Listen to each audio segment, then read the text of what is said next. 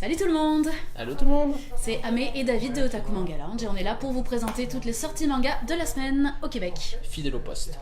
Comme toujours.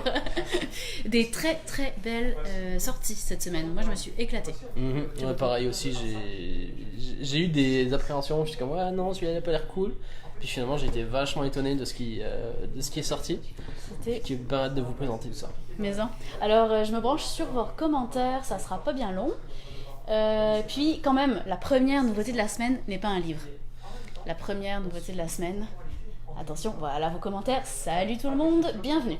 La première nouveauté de la semaine...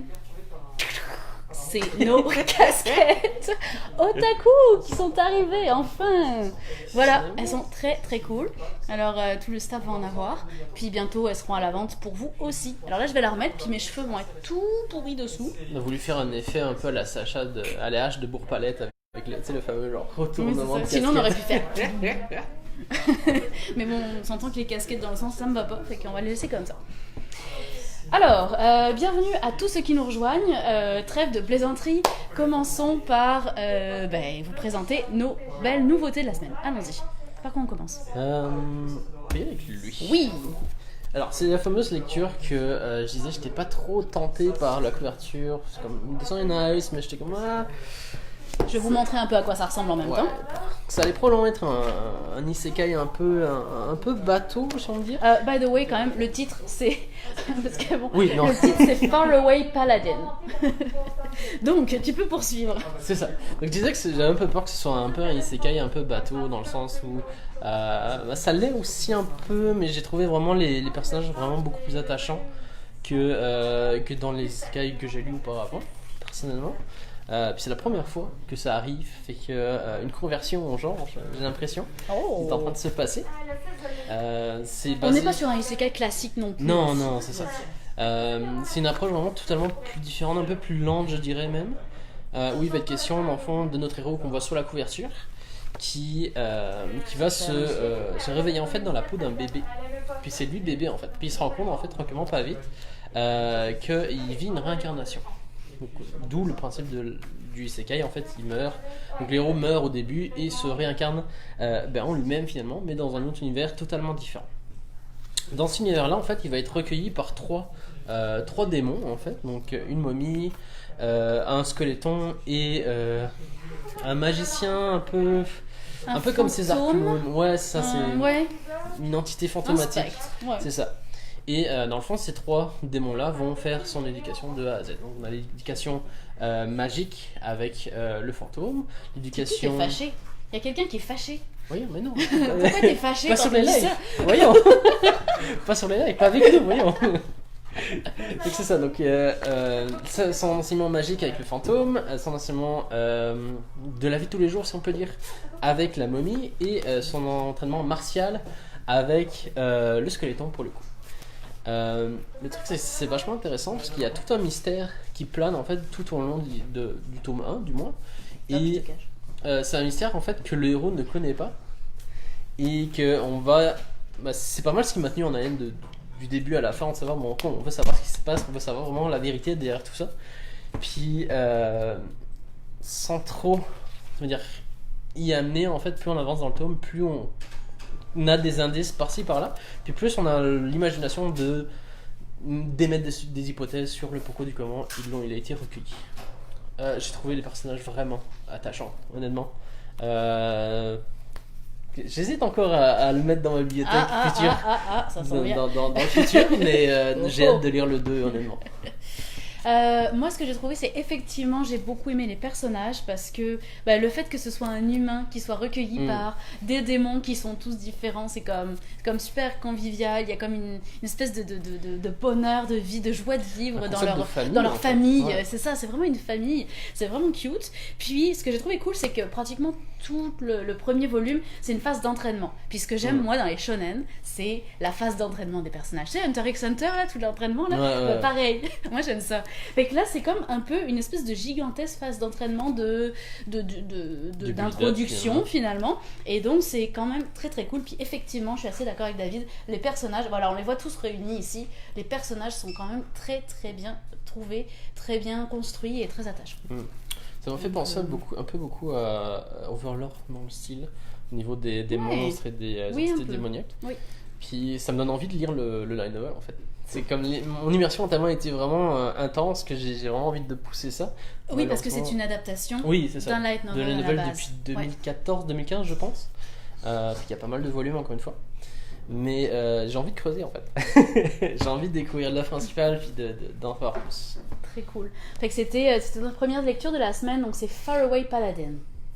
Voilà. Alors, je vois quelques commentaires. Samy Claude nous félicite pour notre 10e anniversaire. Merci Samy Claude. Merci. Ça s'en vient pour la célébration. C'est sûr qu'on aurait vu faire les choses en grand, mais évidemment avec Covid, ce sera pas possible. Donc on va voir. Soit on va repousser notre 10e anniversaire, c'est pas légal, mais on va peut-être le faire. Soit on va peut-être quand même faire quelque chose, mais trouver un moyen pour célébrer, tu sais.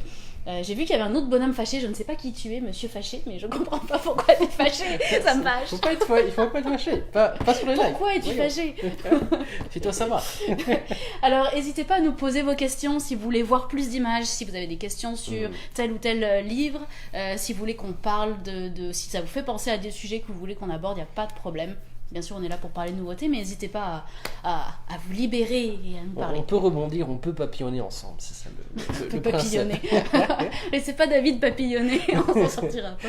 Faut pas. Prochaine lecture. Alors, moi j'irai avec de l'humour, puis de la Là, lecture c'est du anglaise très pour le lourd. coup. Donc c'est Spy X Family. Je l'ai découvert quand il est sorti finalement. Je connaissais pas l'auteur ni l'œuvre en soi. Et donc on précise, il est pour l'instant sorti en anglais chez Viz Media. Il s'en vient au courant de l'été en français. Oui, et c'est Kurokawa qui va l'adapter. Yes. Donc c'est un auteur à savoir qui techniquement est déjà connu en français, qu'il a déjà fait d'autres œuvres qui ont été traduites. Il y en a 2 de mémoire. Et ça n'a pas trop fonctionné, mais avec celui-là, il a l'air vraiment de vouloir remonter. C'est vraiment un concept original où on va suivre le héros ici qui est Twilight, qui est un espion en fait. Donc c'est probablement un des meilleurs espions que la Terre ait connu. Et sa mission en fait, ça va être vraiment d'agir dans l'ombre, puis de un peu jouer le super-héros, mais sans avoir la gloire qui va avec.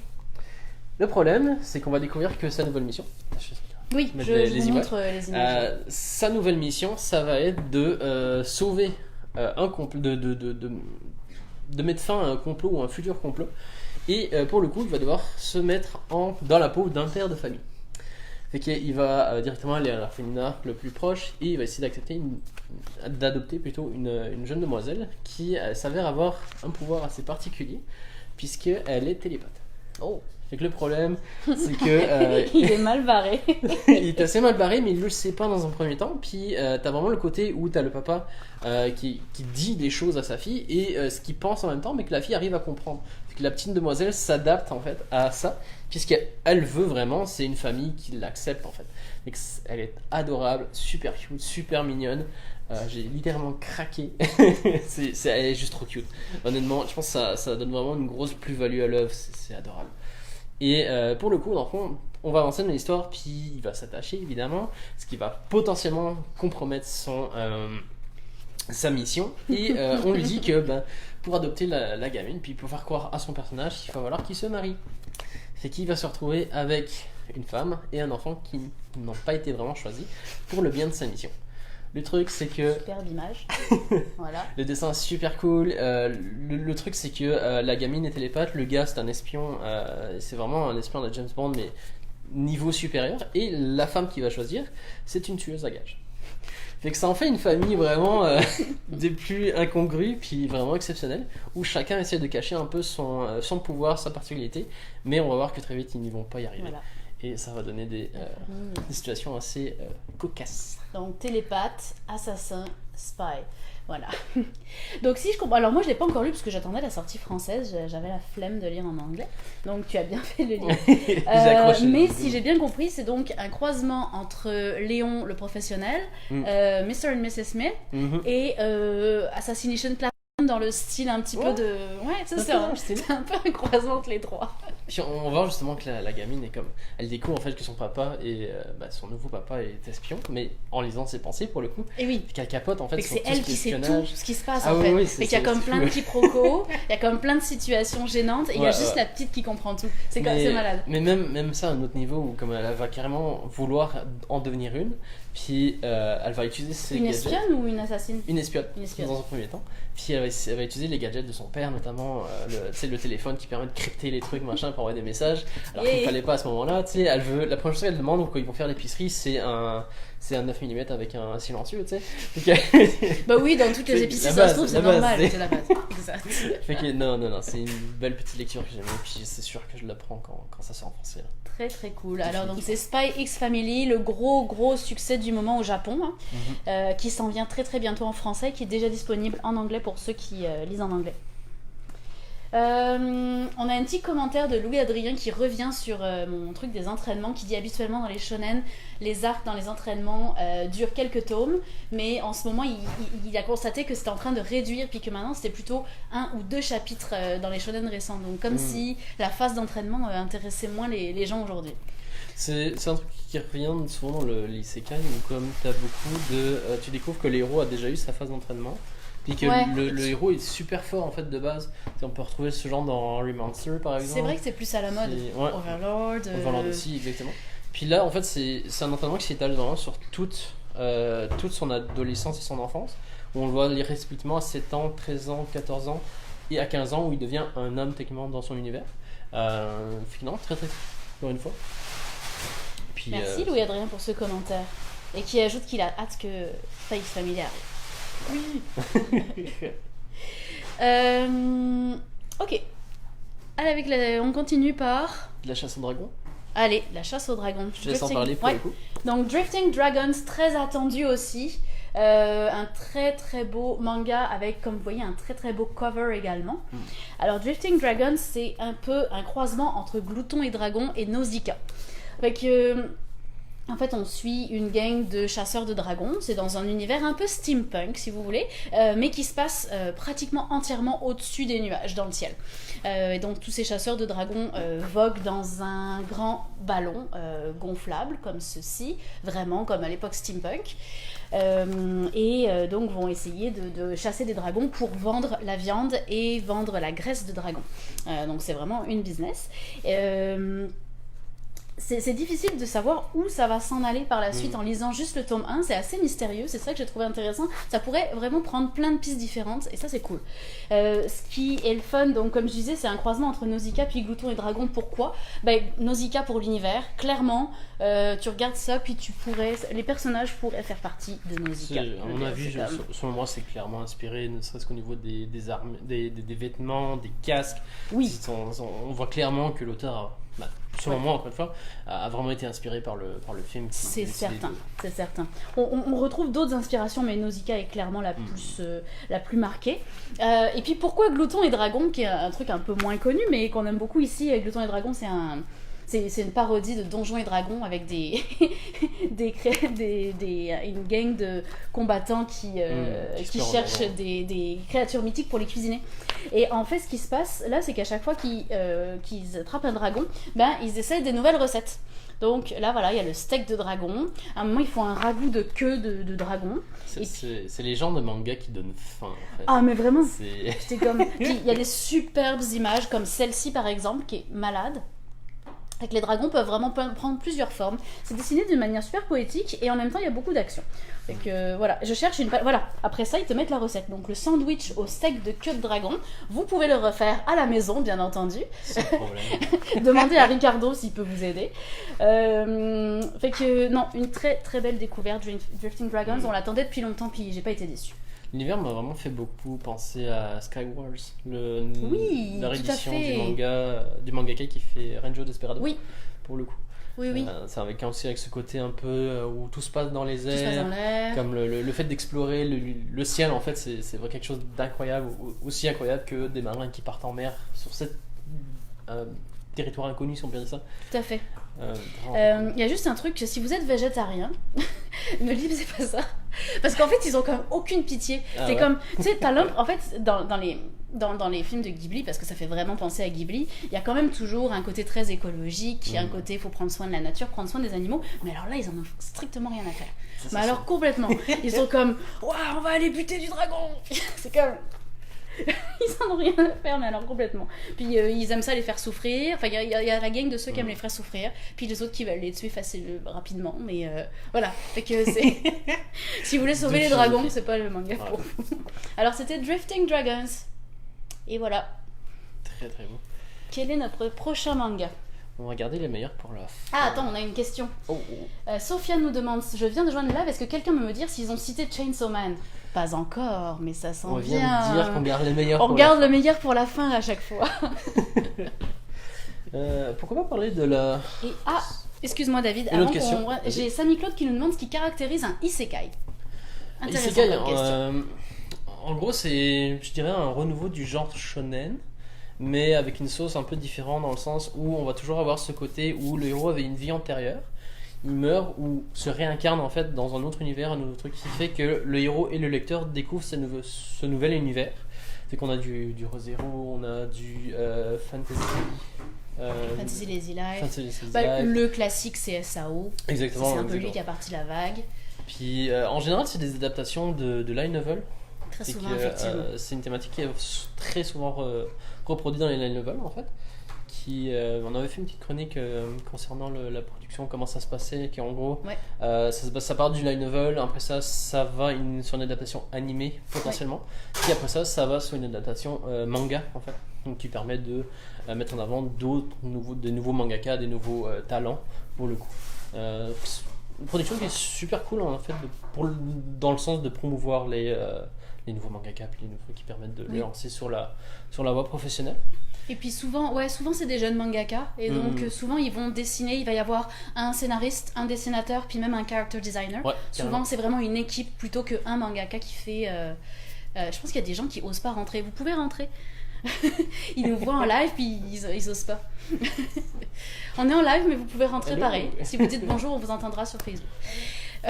Fait que c'est ça, beaucoup d'informations, Samy Claude, mais si t'as un truc à retenir, c'est vraiment que Isekai, la caractéristique, c'est la réincarnation dans un autre monde, parce que Sekai en japonais ça veut dire monde, donc Isekai c'est autre monde. Exactement. C'est tel quel. Voilà. Donc on reprend. Donc, on va reprendre avec du Gu Tanabe. Donc, le mangaka qui a décidé de reprendre toutes les œuvres, une grosse partie des œuvres de Lovecraft, pour les rééditer sous ce format qui est juste magnifique. Oui, comme presque en cuirette. Ouais, comme c'est un cuir super synthétique beau. vraiment super beau, super stylé. Puis c'est un gros fan de Lovecraft pour le coup. Je te laisse en parler parce que Oui. je l'ai malheureusement pas lu. Oui, J'ai on failli mes l'avait devoirs. oublié. Alors, excusez. Donc, on reprend le titre du roman original de Lovecraft en anglais. Pour ceux qui le connaîtraient, c'est The Color of the Space. Et donc, c'est un petit peu un manga qui est à la croisée des chemins entre de l'horreur et de la sci-fi. Un peu comme tout ce que fait Lovecraft. Donc, c'est un gars de la ville de Boston qui est en déplacement dans l'ouest, dans le Far West. Ça se passe à une époque, je dirais peut-être 19e siècle, quelque chose comme ça, ou début 20e siècle. Et il se rend dans une vallée parce que en fait, cette vallée doit être inondée il va y avoir un barrage, et donc évidemment ça va créer un lac qui va inonder la vallée. Et il y a encore une personne qui vit dans cette vallée, donc il veut prévenir la personne que la vallée va être inondée et qu'il va devoir déménager. Et quand il arrive, il trouve un homme comme vraiment complètement déprimé, au bout de sa vie, en position fétale, il a comme vraiment pas l'air bien. Puis il discute avec lui, puis il finit par lui dire que il serait bien content finalement si sa vallée disparaissait. Et là, retour en arrière, raconte son histoire. Un jour, une météorite est tombée dans son jardin, sur son terrain. Lui, c'est un agriculteur. Et à partir du moment où cette météorite est tombée là, toute sa vie a changé. Donc, c'était une espèce d'apparition un peu surnaturelle. Elle était d'où le titre, d'une couleur qui n'existait pas sur Terre. Et elle émettait de la chaleur à partir de rien. Et là, les végétaux ont commencé à avoir des maladies, suivies des animaux, suivies de sa femme, etc. Et donc, tout le monde, il nous raconte un petit peu cette histoire. Ce qui est intéressant, c'est toujours cette espèce d'atmosphère que l'auteur arrive à créer. Autant évidemment avec l'histoire de Lovecraft qui est juste très très bien ficelée, mais et respectée par Go Tanabe effectivement, mais autant par le style de dessin de Tanabe qui, voilà, quand le gars arrive dans la vallée pour la première fois, c'est ça qu'il voit, puis là t'es dans l'ambiance directe. Donc l'ambiance est super bien rendue. Évidemment la couleur qui n'existe pas, ça tombe bien que ce soit en noir et blanc parce que sinon je sais pas comment il ferait. Donc voilà, on la voit par exemple ici. Alors les scientifiques la ramènent des échantillons pour l'analyser, puis là elle est comme dans la boîte de pétri pour l'analyse. Et voilà. Encore une petite image, comme vous voyez l'atmosphère est super bien rendue. Puis apparemment ce qui s'est passé pour la genèse de cette histoire-là, c'est que Lovecraft en avait marre de voir des histoires où les extraterrestres et les aliens étaient anthropomorphiques, donc avaient une apparence humaine. Il disait il n'y a pas de raison pour laquelle un alien devrait avoir 2 bras, 2 jambes puis 2 yeux, et donc il a voulu un petit peu matérialiser un alien par une couleur, tout simplement.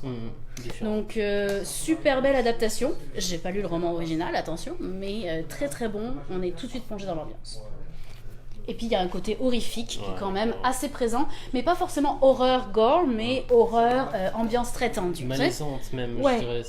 C'est un truc, j'en ai lu quelques-uns personnellement des livres de Lovecraft. Puis c'est vraiment, j'avais vraiment peur quand ils ont annoncé la collection pour le coup, puis que ce soit pas respecté, puis tu sais le dessin, c'est comme, tu peux voir il y a des mangaka qui ont des dessins vraiment plus cute, mignons, c'est genre les faces sont arrondies, sont moins malaisantes en soi. Puis à date en fait l'auteur arrive vraiment à faire ressortir ce côté malaisant que tu retrouves dans les romans pour le coup. Et là je vais vraiment voir en fait, on va vraiment mais dans la prochaine œuvre qu'il va adapter, qui va être le mythe de Cthulhu, en fait, qui est une des œuvres les plus la plus importante, je pense, importante de Lovecraft.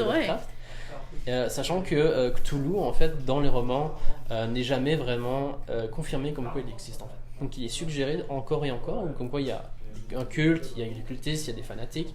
Donc comment va faire l'auteur pour retranscrire tout ça, puis de garder en fait ce côté, ce soupçon en fait du fait que c'est potentiellement vrai ou c'est potentiellement faux. Et que j'ai hâte. J'ai hâte de voir. Effectivement, c'est ça qui est étrange avec cette collection, c'est qu'en général, quand on adapte une œuvre, on va prendre l'œuvre la plus connue de l'auteur, puis ensuite, si ça marche, on va faire des œuvres moins connues. Mais là, ils ont fait l'inverse. Go Tanabe a commencé par Les Montagnes Hallucinées, qui pas forcément très connue, plus celle-ci, il y a eu aussi Dans l'Abîme du Temps, et donc Cthulhu, c'est la prochaine, donc on a bien hâte. La masterpiece. Yeah. Ok, je propose juste pas de nouveaux commentaires. Donc on peut continuer avec la suite. Allez, avec celui-là, petite dédicace à Bianca qui Bianca, sur si tu nous regardes. Et qu'on va parler de, je vais chercher le nom, c'est Toledbon Hanakakun, qui est un manga qui fait beaucoup de bruit au Japon pour le moment, puis qui a complètement Bianca est tombée sous le charme. Oui, Bianca en parle très très souvent, puis on était curieux de le lire. Puis pour le coup j'ai été vraiment curieux, comme tu dis, de voir ce que ça donnait, qu'est-ce qu'il en retournait en fait de l'histoire. Puis j'ai été agréablement surpris. Je pensais qu'à la base ça allait être un petit shoujo classique, un peu cute, un peu mignon. Puis il s'avère que pas du tout en fait. C'est qu'on va se baser en fait sur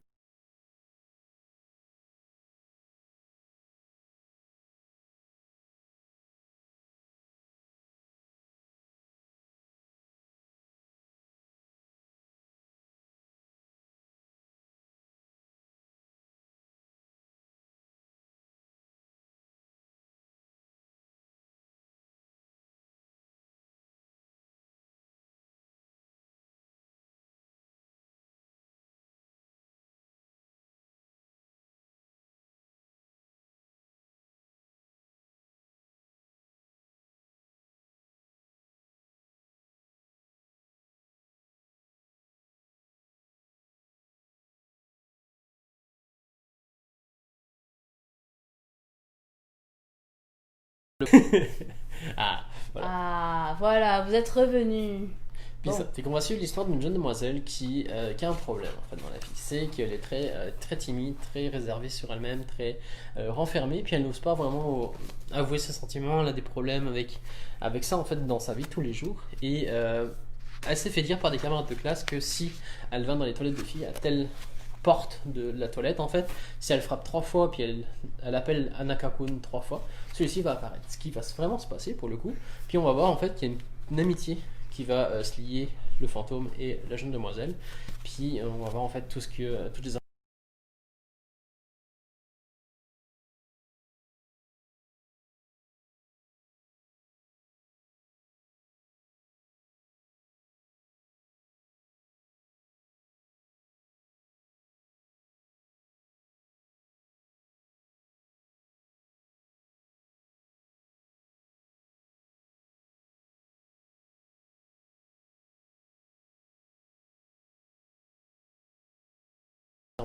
tu sais, le fameux, c'est un peu le fantôme des lycées, comme quoi, pour se faire peur un peu, si tu vas dans telle toilette, machin, abandonné de telle aile du lycée, tu vas rencontrer le garçon ou la fille qui s'est fait assassiner par, je sais pas trop. Et que, non, c'est un style, puis un genre qui revient très très souvent dans les mangas. Donc si vous aimez le style un peu, c'est ça, gothique, vous allez certainement aimer ça. Si vous aimez les yokai, vous allez aimer ça. À savoir que, à ma connaissance, il n'y a pas de version francophone qui est prévue à date. Donc pour l'instant, c'est vraiment juste la version anglophone chez Yen Press qui est disponible. Bah, je pense qu'au niveau du succès, ça m'étonnerait pas qu'il y ait une version française qui s'en vienne dans pas long. Je pense que des gens vont s'emparer de ça. J'espère. C'est très cool. Parfait. Donc c'était Toilet Bound Hanako-kun. Savoir qu'on a reçu aussi le tome 2 et le tome 3, tous ensemble en fait. Oui. Et que si vous voulez prolonger la lecture, les 3 tomes sont dispo. Puis ça, c'est aussi bon dans les tomes suivants. Clairement. Cool, parfait. Et dis-moi, tu t'es accroché, là, t'as lu en anglais, pas Oui. français, hein. Il y avait des trucs intéressants, je me forçais un peu. Puis, d'habitude, je lis pas en anglais, mais c'est deux séries qui m'intriguaient. Qui t'attiraient, ouais. Ouais, Okay. ouais. Marianne, tu nous dis ça gèle, j'espère que ça va mieux. Dites-nous si ça fonctionne plus, on a de la difficulté à savoir. On va quand même continuer. Danganronpa, ouais. Vas-y. Avec Danganronpa, saison 2. Donc il y avait déjà un manga qui était sorti de adaptation du jeu Danganronpa. Donc c'est vraiment du survival pur. Et puis donc la saison 2, on retrouve nos personnages. En fait, donc vous savez que Danganronpa est situé dans un cégep qui est réservé à l'élite. Donc il y a la idol ultime, l'héritier ultime, le chanceux. Oui, c'est ça, exactement. Tous les personnages les plus clichés. Et donc c'est vraiment. Et puis il y a toujours un élève qui est tiré au sort parmi la population générale et qui a le droit d'intégrer ce cégep. Et puis donc là, ça se passe toujours dans cette même école, mais ils partent en voyage scolaire. Donc un petit peu avec la plage, les cocotiers, les maillots de bain, bien évidemment. Il n'y a plus, hein, ça marche pas. Hein. Du coup, c'est Josquin qui m'a fait l'indique ça. Bon, du coup, je vais arriver. Est-ce que enregistrer, c'est ça le problème. Donc, qu'est-ce qu'ils enregistrent? Est-ce qu'ils continuent? On va continuer. Donc voilà, comme je disais, la plage, les cocotiers et les maillots de bain, évidemment. Donc c'est ça, la classe part en voyage scolaire et une fois arrivés sur place, ils vont se rendre compte que merci à la technique, on nous dit que ça refonctionne. On est vraiment désolé. Donc une fois arrivés sur place, ils vont se rendre compte que le fameux nounours qui est leur professeur principal, le nounours bipolaire comme je l'appelle, est de nouveau de retour et va les mettre face, donc le fameux nounours bipolaire ici de Danganronpa, va les mettre face à une nouvelle épreuve. Donc on est dans du survival pur. Le truc c'est que en fait ça tourne rapidement au survival avec tribunal. Donc, qui dit survival et tribunal dit judge. Et j'ai trouvé ça un petit peu similaire, trop ressemblant à Judge, parce que c'était vraiment ça. C'est comme, le but du survival, c'est si vous voulez partir de l'île, il faut que vous commettiez un meurtre. Donc, qui va pouvoir partir en premier, puis qui va mourir en premier. Mais ce qu'on ne leur a pas dit, c'est qu'après le premier meurtre, il y a un tribunal pour essayer de trouver qui est le coupable et de l'exécuter. Okay. Bon, ça fait un petit peu recuit de Judge, mais c'est sûr que si vous aimez cette licence, on reste vraiment dans le même univers. Je vous ai pas montré beaucoup de dessins. Il y a quand même beaucoup de textes. Hein. C'est quand même un manga où on en a pour son argent au niveau de la lecture, ça c'est clair. Voilà. J'ai pas grand chose de plus à dire sur Danganronpa. Non, puis justement, c'est une suite. Ça, c'est une suite. Par contre, ça pourrait très bien se prendre sans avoir lu la saison 1. Honnêtement, c'est quand même une histoire à part. Il n'y a pas tant de références que ça qui sont faites à la saison 1, donc vous pouvez aussi vous lancer avec celle-ci. Mais j'ai préféré la saison 1, honnêtement. Voilà, donc Danganronpa, saison 2. Et roulement de tambour. Le meilleur pour la fin. Chainsaw Man. Chainsaw Man. Alors, on en a un peu parlé tous les deux. On a un avis pas mal différent sur l'œuvre. Personnellement, moi, je m'attendais vraiment à ce que j'ai lu finalement. Un truc un peu moins conformiste, dû à ce qu'il avait fait avec Fire Punch, c'est ça. C'est qu'il était un peu aussi un peu spécial. Donc oui, effectivement, pour ceux qui ne sauraient pas, c'est le Chainsaw Man, c'est le nouveau manga de l'auteur de Fire Punch. Et qu'on s'attaque avec du shonen pour le coup. L'auteur a essayé du seinen avec Fire Punch, puis il s'essaye au shonen avec Chainsaw Man. Au niveau de l'histoire, c'est l'histoire de notre héros ici. J'ai oublié son nom, je pense que c'est Denji qui s'appelle. Denji, oui. Qui vit un peu de la misère. Il commence sa vie, c'est assez plate, c'est assez triste. Dans le sens où son père s'est pendu, il hérite des dettes de son père parce qu'il a contracté des dettes auprès des Yakuza. Et pour le coup, il est embauché par les Yakuza pour rembourser cette dette-là. Et que sa vie commence assez mal en fait. Puis ça s'avère en fait cette fameuse journée là où il apprend que il hérite des dettes de son père sous peine que lui arrive des couacs en fait. Il se lie d'amitié avec un petit démon qui est un démon tronçonneuse en fait. C'est adorable. Il est tellement cute.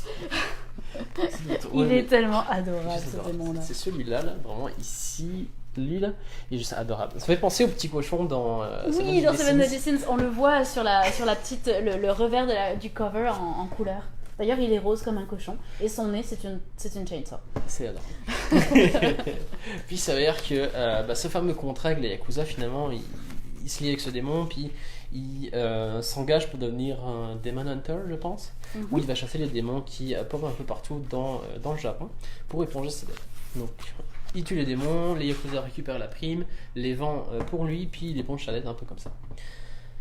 Suite à ça, suite un peu à son efficacité, puis le fait qu'il devient un peu trop gênant pour les Yakuza, il va se faire un peu exécuter, puis il va se faire littéralement taillader en pièces.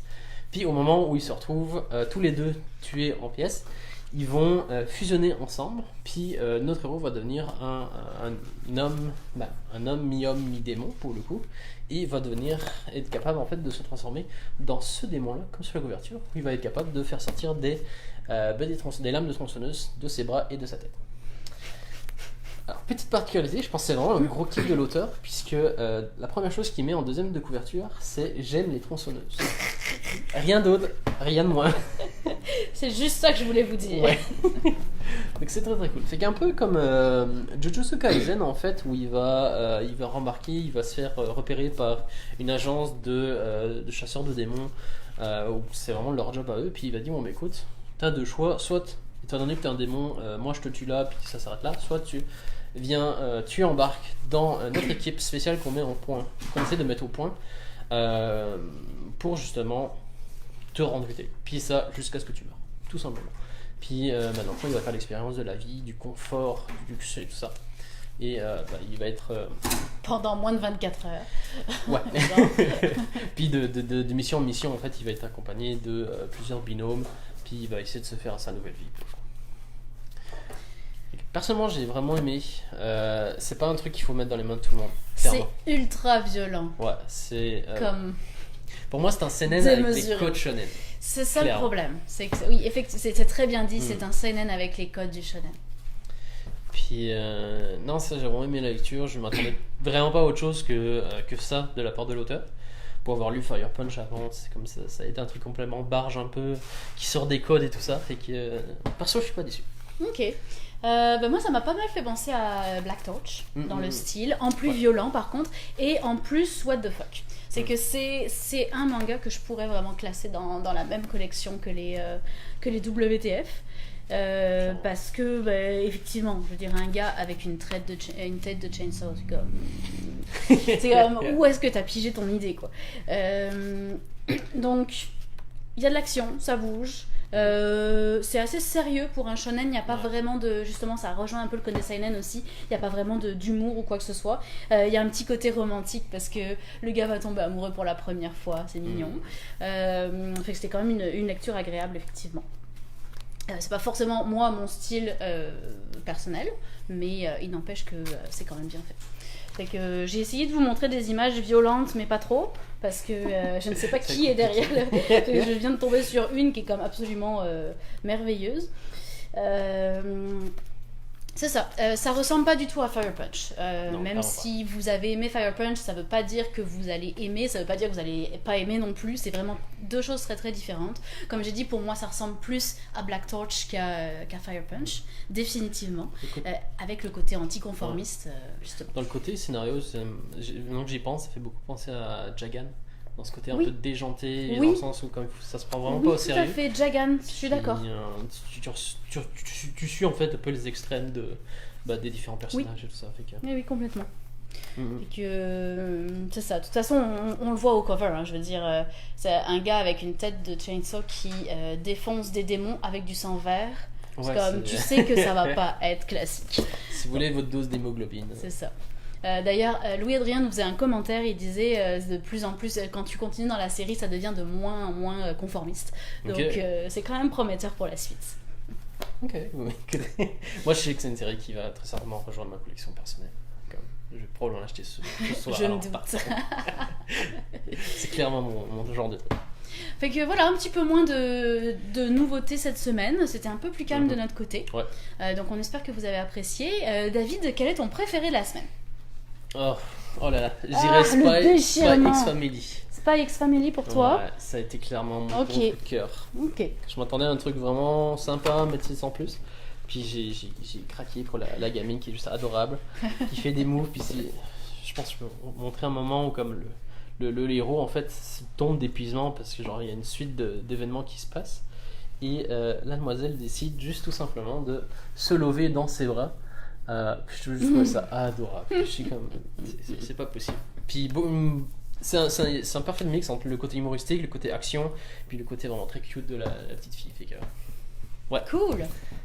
Moi, mon préféré, c'est Drifting Dragons, définitivement, pour son univers très très travaillé, dessins magnifiques, et puis le côté mélange d'action et de gastronomie que j'ai trouvé quand même très très cool. Puis, je veux dire, ça se prend pas au sérieux non plus. Fait que ce côté des recettes de cuisine pour cuisiner du dragon, ça dédramatise complètement. Puis ça te fait dire, ok, l'auteur sait ce qu'il fait et il se prend pas au sérieux. Donc c'est très cool.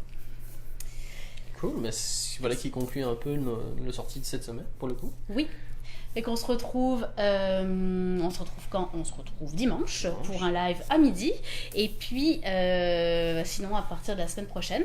N'oubliez pas, si vous aimez les lives, si vous voulez les revoir, ils sont tous sur notre chaîne YouTube, fait que n'hésitez pas à aller vous abonner, super important pour pouvoir tout revoir et découvrir des séries qui nous ont plu, et aussi celles qu'on n'aime pas, parce qu'on n'hésite pas à le dire. Ouais. Cool. Écoute. Bonne soirée tout le monde. Prenez soin de vous. Et à la semaine prochaine. Bye. Bye.